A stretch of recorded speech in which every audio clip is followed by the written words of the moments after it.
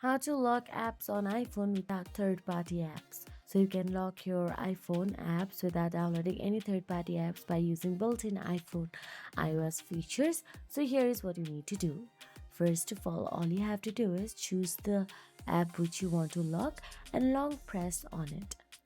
So I already have some face ID or password requisition on most of my apps, so you will get to see don't require face ID option available first. So let me just tap on it and remove it. Now again long press and tap on the require face ID button available from the drop down.